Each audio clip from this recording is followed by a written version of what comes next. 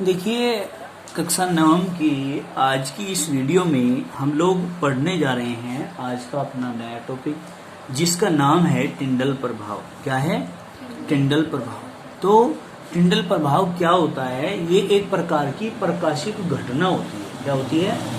एक प्रकार की प्रकाशिक घटना होती है बेटे। तो हम क्या कहते हैं इसमें, एक जैसे ये कांच का एक बर्तन ले लिया, तो हम इधर से सूर्य का प्रकाश इसमें डालते हैं। सूर्य के प्रकाश जैसे ही इसमें डलता है तो इसके अंदर, किसके अंदर? इस पात्र के अंदर क्या होता है? ये प्रकाश इस प्रकार से होकर के गुजरता है, और इसमें जब ये इस प्रकार से होकर के गुजरता है पात्र के अंदर को, क्योंकि इसके अंदर भरा हुआ है कोलाइडी विलयन। क्या? कोलाइडी विलयन। तो इसमें एक शंकु के आकार की स्ट्रक्चर दिखाई देती है। देखिए, शंकु के आकार की स्ट्रक्चर बन रही है क्या? ये शंकु नहीं है क्या? शंकु के आकार की स्ट्रक्चर दिखाई देती है, क्योंकि प्रकाश के द्वारा बीकर के अंदर शंकु के आकार की स्ट्रक्चर बनना ही टिंडल प्रभाव है। और बनने वाले इस शंकु को टिंडल शंकु कहते हैं। क्यों कहते हैं? क्योंकि टिंडल नामक वैज्ञानिक ने इस घटना के बारे में बताया। समझ में आई बात? कोई दिक्कत तो नहीं है? तो चलिए पढ़ते हैं इसको। देखो, ध्यान से पढ़ेंगे, सभी ध्यान लगाएंगे इसमें। इधर इधर खिसक जाओ। देखो, इस प्रभाव की खोज सर्वप्रथम टिंडल नामक वैज्ञानिक ने की थी। किसने की थी? टिंडल नामक वैज्ञानिक ने की थी। और उन्होंने बताया कि जब पारदर्शी कांच के बर्तन में कोलाइडी विलयन लेकर प्रकाश किरण पुंज को गुजारा जाता है, ये कांच का एक बर्तन है, इसके अंदर कोलाइडी विलयन लेकर प्रकाश किरण पुंज को हम क्या करते हैं भाई? गुजारते हैं। तो पात्र में एक प्रकार का शंकु दिखाई देता है। इसके अंदर क्या बन जाता है? एक प्रकार का शंकु। और बनने वाले इस शंकु का नाम टिंडल शंकु होता है। क्या होता है?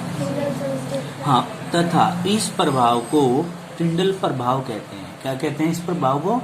टिंडल प्रभाव। बताओ जरा, इतनी बात समझ में आई क्या? कोई दिक्कत नहीं है? ये बेटे सूर्य है, ये बीकर है, ये सूर्य का प्रकाश दिखाया गया, ये यहाँ से, और बेटे ये बनने वाला अंदर एक शंकु है जिसको हम टिंडल शंकु के नाम से जानते हैं। कोई दिक्कत तो नहीं है? इसके बाद हम आगे बढ़ते हैं, आगे बढ़ेंगे और इसमें पढ़ेंगे क्या? कोलाइडी गुणधर्म। कोलाइडी गुणधर्म क्या होते हैं? कोलाइडी विलयनों के गुण को बोलते हैं कोलाइडी गुणधर्म। समझ में आई बात? अब सबसे पहले ये पता होना चाहिए कि कोलाइडी विलयन किसको कहते हैं। कोलाइडी विलयन पता है किसको कहते हैं? हमने कहा था, क्या कहा था? हाँ, कण इतने छोटे होते हैं, हाँ, क्या कहलाते हैं? कोलाइडी विलयन कहलाते हैं। समझ में आई बात? स्पष्ट रूप से दिखाई नहीं देते हुए, ठीक है नहीं? अब देखिए, जैसे नमक का विलयन, नमक को जब हम जल के अंदर घोल देते हैं तो नमक के कण दिखाई देते हैं क्या? तो फिर वो क्या बन जाता है? नमक का कोलाइडी विलयन बन जाता है। क्या पढ़ते हैं? हम कहते हैं कि कोलाइडी विलयन समांगी दिखाई देते हैं। मतलब कोलाइडी विलयन के अंदर विलय के कण और विलायक के कण अलग अलग दिखाई नहीं देते, वे एक ही दिखाई देते हैं। कैसे दिखाई देते हैं? एक ही दिखाई देते हैं। समझ में आ गई बात? अब आगे देखिए, कोलाइडी विलयन का आकार छोटा होता है। कैसा होता है? कोलाइडी विलयन का आकार छोटा होता है। समझ में आ गई बात? आगे चलते हैं। भौतिक तथा रासायनिक परिवर्तन। भौतिक और रासायनिक परिवर्तन किसको कहते हैं? ये इम्पोर्टेंट बात है बहुत ही। क्या? भौतिक तथा रासायनिक परिवर्तन क्या कहेंगे? कुछ परिवर्तनों में कोई नया पदार्थ नहीं बनता है, बल्कि पदार्थ की केवल भौतिक अवस्था परिवर्तित होती है। क्या कहा? कुछ परिवर्तन ऐसे हैं, कुछ चेंज ऐसे होते हैं जिनमें क्या कहा? कोई नया पदार्थ तो बनता नहीं। कुछ परिवर्तन कैसे होते हैं बेटे? जिसमें कोई नया पदार्थ नहीं बनता है, बल्कि पदार्थ की केवल भौतिक अवस्था चेंज होती है। समझ में आई बात? भौतिक अवस्था कैसे? मतलब ठोस था, लिक्विड में बदल गया। जैसे बर्फ है, ठोस है, और वो पानी में बदल जाता है, लिक्विड में बदल गया। तो क्या है? कुछ परिवर्तन ऐसे होते हैं, नया पदार्थ तो बनता नहीं। अब ऐसा तो है नहीं कि जल की जगह कुछ और बन गया, जल की जगह क्लोरीन बन गया या हाइड्रोजन बन गया, है तो जल ही।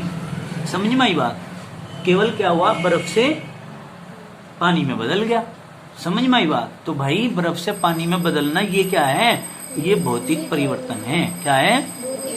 हाँ, नया पदार्थ नहीं बनता, बल्कि पदार्थ की केवल भौतिक अवस्था परिवर्तित रहती है। कुछ परिवर्तन ऐसे होते हैं जिनको हम भौतिक परिवर्तन कहते हैं, परंतु कुछ परिवर्तनों में नया पदार्थ बनता है। अतः नया पदार्थ बनता है या नहीं, अब आप कह रहे हैं नया पदार्थ बन रहा है या नहीं, इसके आधार पर परिवर्तनों को दो भागों में बांटा गया, एक भौतिक परिवर्तन, एक रासायनिक परिवर्तन। अगर कोई नया पदार्थ नहीं बनता है, केवल भौतिक अवस्था परिवर्तित होती है, फिर तो भौतिक परिवर्तन हो रहा है। और यदि कोई नया पदार्थ बन रहा है, समझ रहे हैं, कोई नया पदार्थ बन रहा है, तो इसका मतलब कोई रासायनिक अभिक्रिया हुई है, इसका मतलब रासायनिक परिवर्तन हो रहा है। क्लियर होगी बात? आगे चलते हैं, अब भौतिक परिवर्तन पढ़ेंगे। भौतिक परिवर्तन किसको बोलते हैं भाई? देखो, जिस परिवर्तन में, इसको अंग्रेजी में फिजिकल चेंज बोलते हैं। क्या बोलते हैं? Physical change.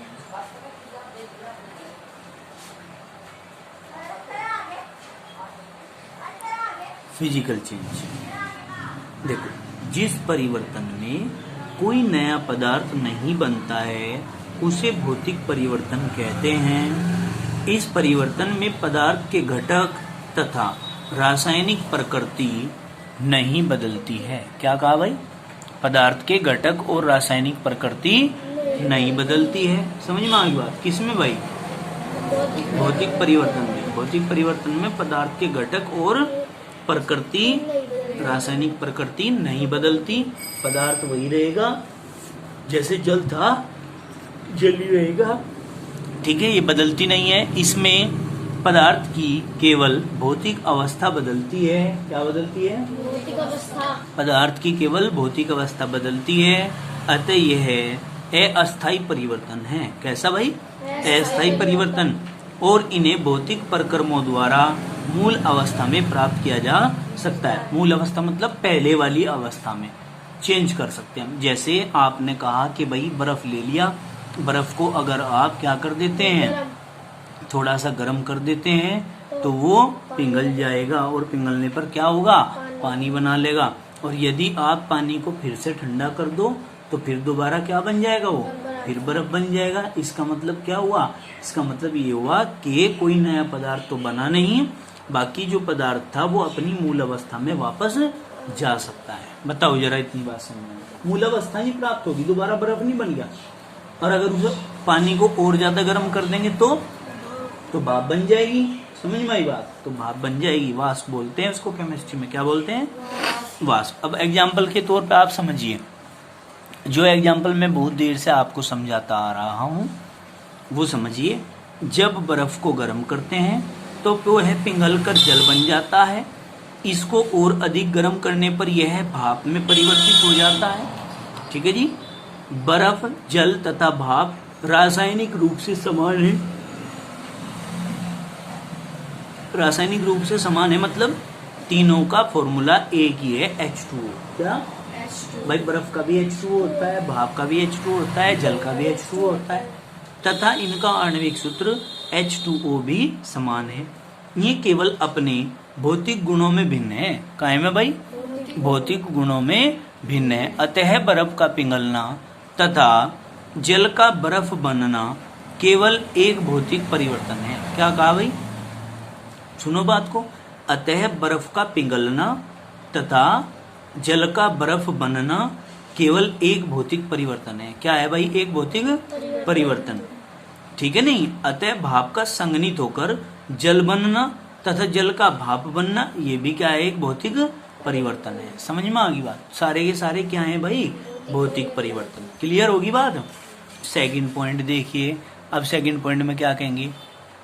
जब हम बल्ब का स्विच खोलते हैं तो वह चमकने लगता है, जलने लगेगा। और जब स्विच बंद करते हैं तो चमकना बंद कर देता है। इस प्रक्रम में कोई नया पदार्थ नहीं बनता। कोई नया पदार्थ बना है क्या? भाई स्विच को खोला, जलने लगा, बंद कर दिया, ऑफ हो गया, तो कोई नया पदार्थ बना है क्या? कोई परिवर्तन तो नहीं हुआ, अलग प्रकार का परिवर्तन तो हुआ है, लेकिन वो भौतिक परिवर्तन हुआ है। और जब आप नया पदार्थ कह रहे हो कि नहीं बना, तो इसका मतलब रासायनिक परिवर्तन वहां पर नहीं हो रहा है, केवल क्या है वहां पर? भौतिक परिवर्तन। समझ में आई बात? आगे देखिए, इसी प्रकार अन्य उदाहरण है, जैसे क्या? कांच का टूटना, मोम का पिघलना, रबड़ का खींचना, कपड़े का फाड़ना, पंखे का घूमना, सल्फर तथा लोहे की चीलन का मिश्रण। किसका?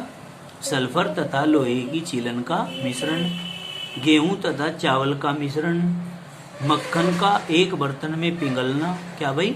मक्खन का एक बर्तन में पिघलना, पेड़ों का काटना, फलों से सलाद बनाना, चौक का टूटना, कागज का फटना आदि। क्या है सारे के सारे? आदि सभी के सभी भौतिक परिवर्तन है। क्या है? सभी के सभी भौतिक परिवर्तन है। बताओ जरा इतनी बात समझ में, कोई दिक्कत तो नहीं है? अब आगे देखेंगे रासायनिक परिवर्तन। क्या भाई? रासायनिक परिवर्तन। देखो ध्यान से, रासायनिक परिवर्तन किसे कहते हैं? ध्यान से देखिए, इसको क्या कहेंगे? Chemical change.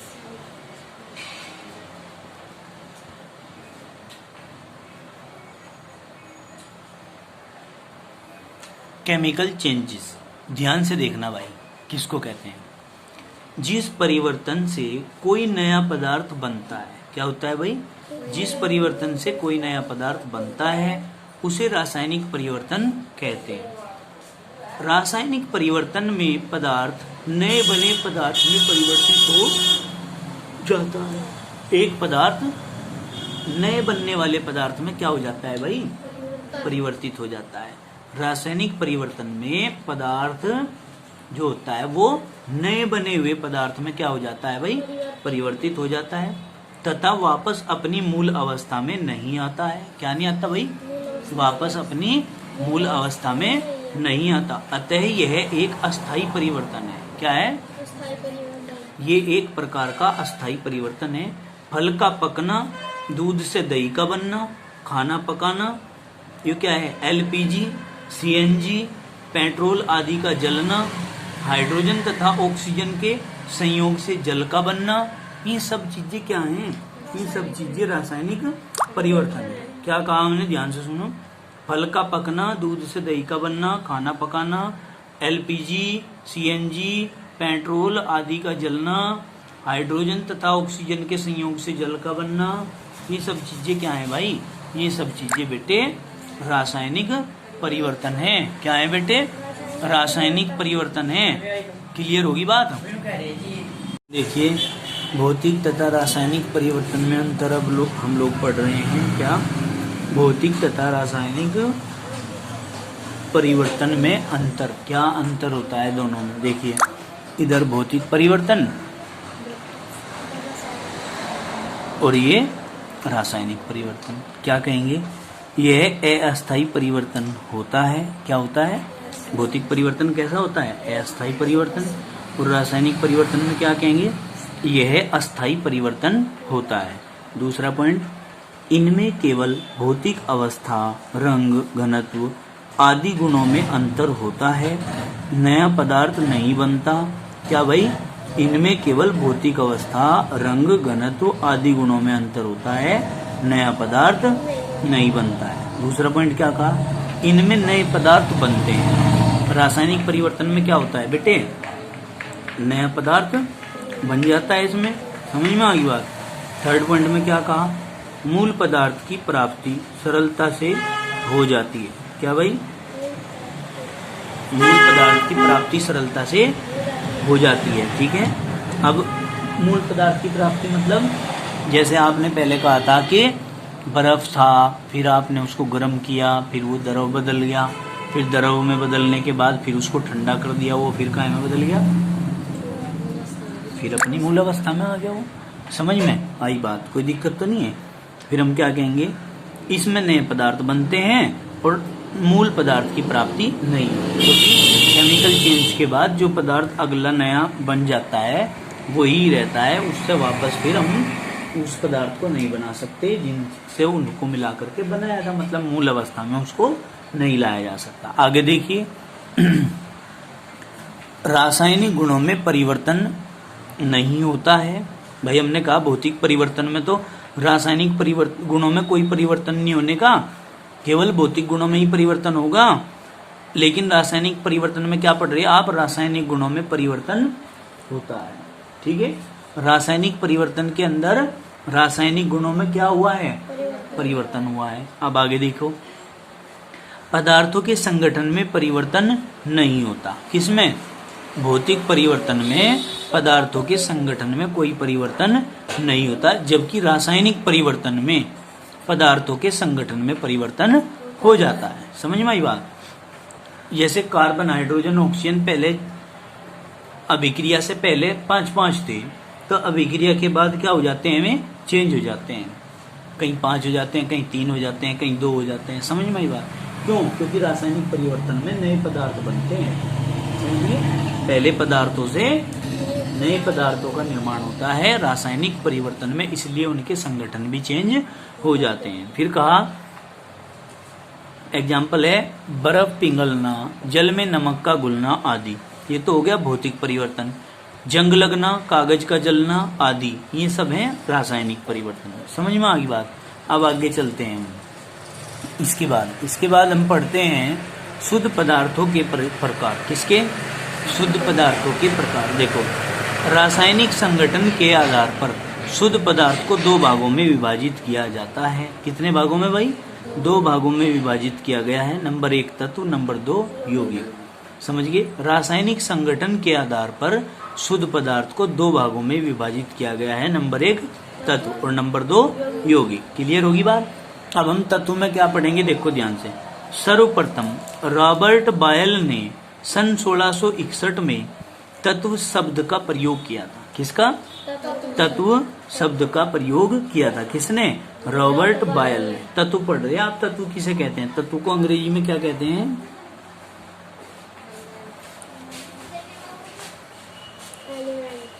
एलिमेंट्स बोलते हैं। ठीक है, तत्व को क्या बोलते हैं? एलिमेंट्स बोलते हैं। हम क्या कहेंगे? सर्वप्रथम रॉबर्ट बॉयल ने सन 1661 में तत्व शब्द का प्रयोग किया था। फ्रांस के रसायनज्ञ एंटोनी लारेंट लेवाइज, कौन? एंटोनी लारेंट लेवाइज ने सन 1743 से 1794 ने सबसे पहले तत्व की परिभाषा दी। किसने भाई? रसायनज्ञ, फ्रांस के रसायनज्ञ एंटोनी लारेंट लेवाइज ने 1743 से 1794 ईस्वी जो जीवन जिया है उसके बीच में, समझ में आई बात? उसने सबसे पहले तत्व की परिभाषा दी थी। क्या किया था उसने? तत्व से सबसे पहले क्या की थी? तत्व की परिभाषा उसने सबसे पहले दी थी। किसने? एंटोनी लारेंट लेवाइज ने। ठीक है, जो कहाँ के वैज्ञानिक थे? फ्रांस के। उनके अनुसार क्या बात बताई? तत्व पदार्थ का वह मूल रूप है। क्या कहा? तत्व पदार्थ का वह मूल रूप है जिसे 2 या 2 से अधिक साधारण पदार्थों में भौतिक एवं रासायनिक विधियों द्वारा विभाजित नहीं किया जा सकता। ठीक है, क्या काम? तत्व पदार्थों का वह मूल रूप है जिसे 2 या 2 से अधिक साधारण पदार्थों में भौतिक एवं रासायनिक विधियों द्वारा विभाजित नहीं किया जा सकता। ठीक है जी। अब हम इन्वर्टेड कॉमास कर देते हैं यहाँ से बंद। क्या कहते हैं? हाइड्रोजन एक तत्व है और इसे भौतिक एवं रासायनिक विधियों से 2 या 2 से अधिक सरल पदार्थों में नहीं बांटा जा सकता है। हाइड्रोजन क्या है भाई? एक सरलतम तत्व है। हाइड्रोजन क्या है? एक सरलतम तत्व है। इसे भौतिक विधियों के द्वारा या रासायनिक विधियों के द्वारा 2 या 2 से अधिक सरल पदार्थों में हम नहीं बांट सकते। इसी प्रकार ऑक्सीजन भी क्या है भाई? एक तत्व है। ऑक्सीजन भी क्या है बेटे? एक तत्व है। इसे भी हम सरल पदार्थों में नहीं तोड़ सकते, बांट सकते। अब देखिए, एक तत्व 2 या 2 से अधिक सरल पदार्थों में विभाजित नहीं होता है। सीधी सी बात ये आ गई है। क्या परिभाषा आ गई कि एक तत्व दो या दो से अधिक पदार्थों में या सरल पदार्थों में विभाजित नहीं होता। क्यों? क्योंकि यह केवल एक ही प्रकार के परमाणुओं से मिलकर बना है। किससे बना है भाई? एक ही प्रकार के परमाणुओं से मिलकर बना है, जैसे sodium, copper, gold, silver, iron आदि। प्रत्येक तत्व के परमाणु दूसरे तत्व के परमाणु से भिन्न होते हैं। क्या कहा? प्रत्येक तत्व के परमाणु दूसरे तत्व के परमाणु से क्या होते हैं भाई? भिन्न होते हैं। समझ में आ गई बात? अब आगे देखिए। अब तक कुल 118 तत्वों की खोज हो चुकी है। टोटल कितने तत्वों की खोज हो गई आज तक? 118, जिनमें से 92 तत्व जो हैं वो प्रकृति में मौजूद हैं, प्रकृति में से हमें प्राप्त हो जाते हैं, तथा शेष तत्व जो हैं वो मानव निर्मित है, मतलब कृत्रिम है, मैन मेड है। मैन मेड मतलब जो मनुष्य के द्वारा बनाए गए हों लैब के अंदर। ठीक है जी। पृथ्वी की सतह में ये सभी तत्व समान अवस्था और अनुपात में नहीं पाए जाते। क्या कहा? पृथ्वी की सतह में ये क्या? पृथ्वी की सतह में ये क्या? सभी तत्व समान अवस्था और अनुपात में नहीं पाए जाते हैं। प्रत्येक तत्व को एक प्रतीक द्वारा प्रदर्शित करते हैं। काहे के द्वारा? एक प्रतीक के द्वारा प्रदर्शित करते हैं। हीरा तथा ग्रेफाइट भी तत्व हैं। क्या है भाई? हीरा और ग्रेफाइट भी तत्व हैं, जो कार्बन के अपर रूप हैं। किसके? कार्बन के अपर रूप हैं। हीरे तथा ग्रेफाइट में केवल कार्बन होता है। हीरे में और ग्रेफाइट में क्या होता है भाई? केवल कार्बन होता है, परंतु इनकी संरचना भिन्न होती है। क्या होती है भाई? इनकी संरचना भिन्न, अलग अलग होती है इनकी संरचना। क्लियर होगी बात? कोई दिक्कत तो नहीं है?